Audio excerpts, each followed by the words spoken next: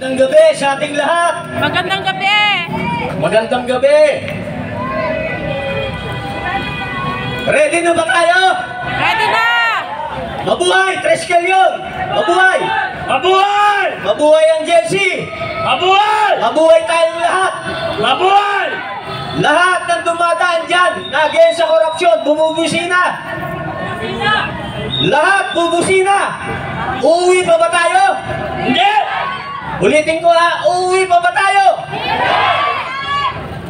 Dito na tayo matulog. Marami tayo. Kaya tayo nandito. Gusto kong maintindihan ninyo ang nangyayari sa bansa natin. You don't have to be a pro-Duterte in order to be against Dilawan, Makabayan Black at administrasyon. Yan ang ikikwento ko sa inyo ngayong gabi. Gusto niyong marinig?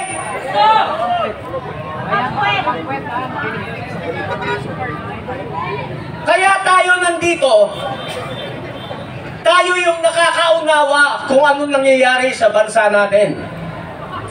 Ang iba rito, hindi naman tayo magkakilala, hindi tayo magkaano-ano, yung iba na invite lang. Kaya tayo nandito, naniniwala tayo na sa atin magmumula ang pagbabago ng bansa natin. Ito ang liberal, ang tawag sa kanila, mga dilawan. Pakinggan nyo mabuti ha. Ang alyansa nila, Makabayan Black. At sila ay nakipag-alyansa sa administrasyon. Bakit? Nung panahon ni Duterte, ni Digong,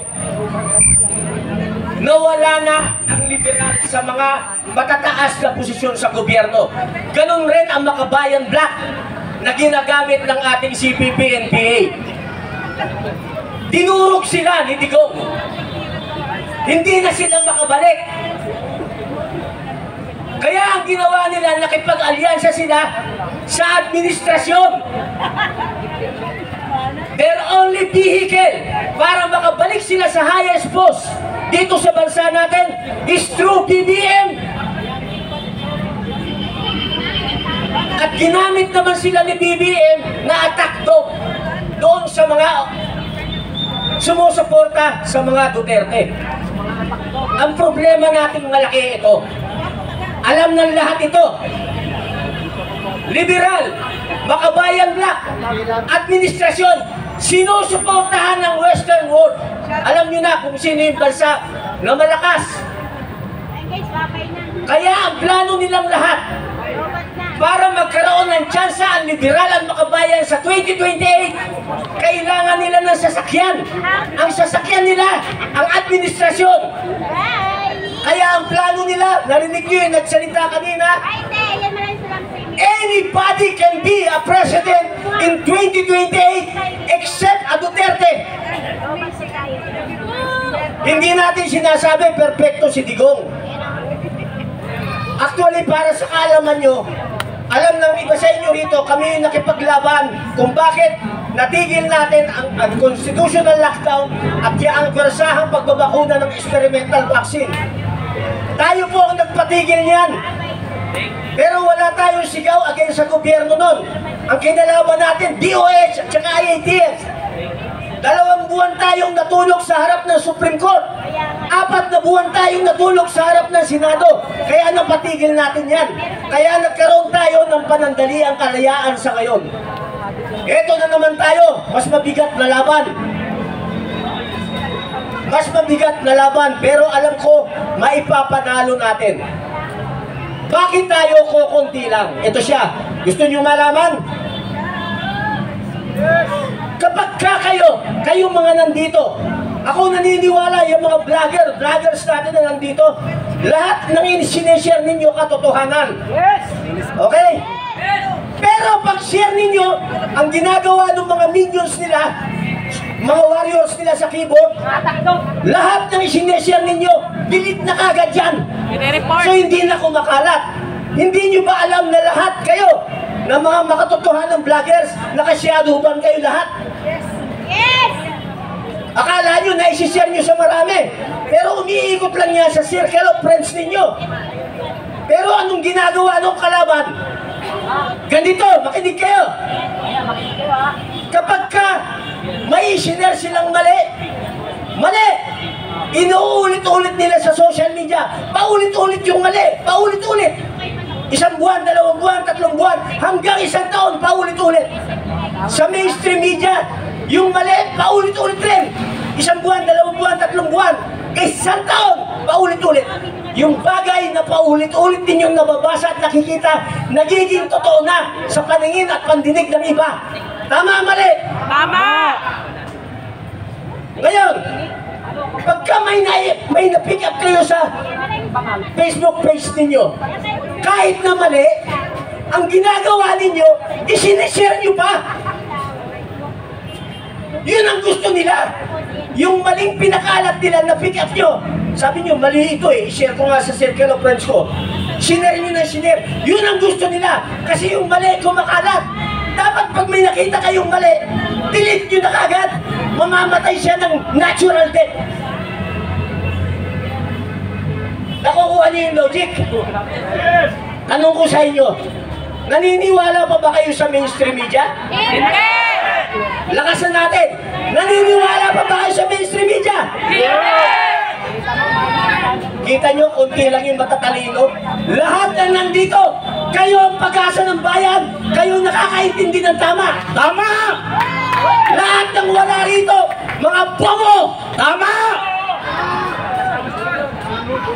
Mas madali nilang mahikayat yung mga may cellphone na ginagandahan lang nila yung headline. Hindi pa nabasa yung kabuuan ng istorya, isinare na kasi maganda headline. Clickbait. Hindi nyo binasa kung sino nagsulat. Huwag kayong magsishare ng cut and paste. Huwag na huwag. Ang i-share ninyo, yung tao mismo na nagsasalita. Hindi fake news yun. Ngayon, alam ko naka-live yan. Pag sinare nyo yan sa FB page nyo, hindi makakarating sa lahat yan. Ang gawin nyo, i-record nyo. Maghanap kayo ng estudyante sa kalsada, sabihin mo, pakishare mo sa FB page mo. Makakarating yan sa marami. Ganyan tayo hinuhulma ng sistema. Kaya never na mag-unite ang mga Pilipino hanggang nandyan ang bayarang mainstream media. Never mag-unite habang may nabubuhay ng mga bayarang vloggers. Tama!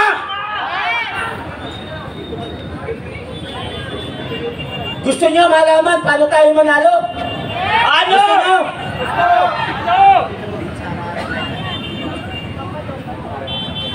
Kahapon gusto na naming manalo eh. Kaso ilang piraso lang kami rito. Ang hirap naman na lulusutin natin yung kalaban, tapos sisigaw tayo. Napapaligiran namin kayo. Ilan kayo? 5 kami. Para tayo si Raulo nun eh. Gusto niyo manalo? Huwag na natin paabutin ng Nobyembre at Disyembre.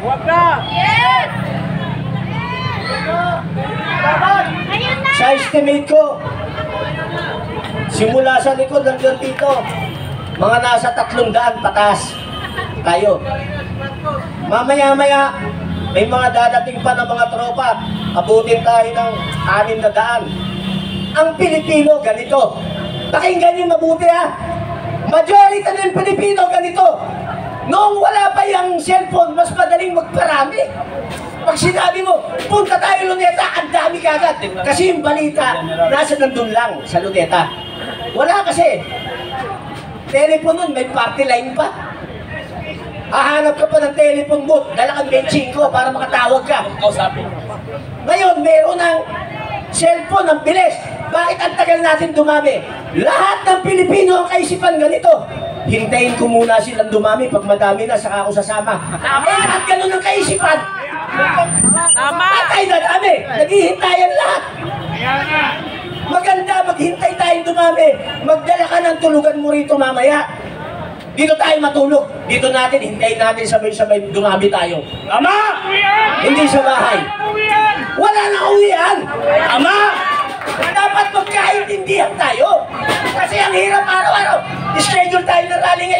pahinga na isang linggo, schedule na rally, pahinga na naman, schedule, pahinga. Walang katapusan, wala tayong naipapanalo. Tama! Pero kung dito tayo matutulog lahat, dadami tayo. Tama! Mananawagan tayo. Tulungan tayo. Magdala rito ng inumin, pagkain. Pag di sila nagpadala rito ng pagkain, pag nanalo tayo, isara natin sila. Isa Rayong, ano ng panibagong pangalan ng Jollibee at Chowking at McDo? Pag hindi tumulong ang Jollibee, hindi tumulong yung Chowking at saka McDo, isasara natin. Magtatayo tayo sa sarili natin. Jolly McChow. Yung ulo kay Chowking. Yung ulo kay Chowking. Yung katawan kay Jollibee. Yung paa kay McDo. Woo! Ang pagkain doon, siomai with wings.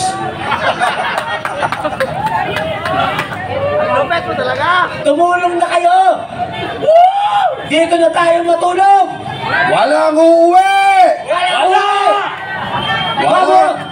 Bago ako matapos, may ikikwento ko sa inyo. Ito, totoong nangyari ito. Nandiyan si General Kita, sila Colonel Galang, General Romeo Pugis, General Garcia, Admiral Jose Suarez, mga kasama, may ikikwento ko sa inyo. Ngayon nyo lang maririnig ito. Kung paano tayo hindi laban actually. Nakikipag-usap para manalo sa laban. Gusto niyo narinig yung kwento? Lahat ng kapulisan na nandito at nasa ibang lugar, nasa headquarter, majority ng kapulisan, kakampi natin! Maniwala kayo sa akin! Maniwala kayo sa amin! Kakampi natin yan! Bakit? Kabilang sa atin na itinuturing mamamayan ay mga pamilya nila. Kaibigan natin sila, kakampi natin sila. Kaya hindi sila makasigaw, nasa serbisyo eh. Ang sisigaw nang hindi nila maisigaw, tayo! Karamihan ng mga active AFP, karamihan, kakampi nating lahat. Maniwala kayo, ang kailangan lang nilang makita para tumulong na sila sa atin, dumami tayo! Tama! Walang uwi! Walang uwi! Walang uuwi! Walang uuwi!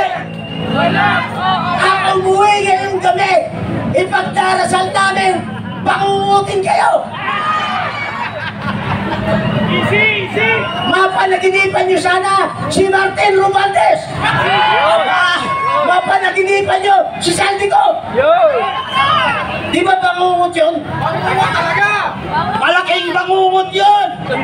Di nyo ba napapansin? Di nyo napapansin? Minsan sa panaginip nyo, lumalabas yun sila, yung mukha nila. Tama! Lahat yan! Lahat sila nakurakot!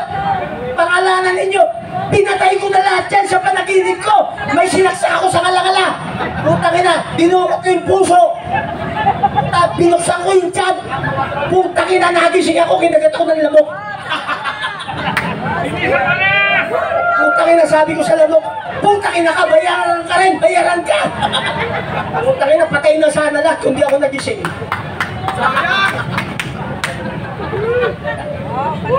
Mahirap yun kung di ka nagising! Naghanap ako sa social media. Naghanap kami. Open overtime. Naghahanap ako ng mga mangkukulang, mambabarang. Sabi ko, open overtime. Puta, walang sumagot. Nabayaran rin. Bayad lahat! Bayad lahat! Seryoso tayo.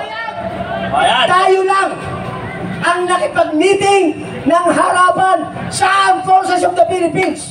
Yes!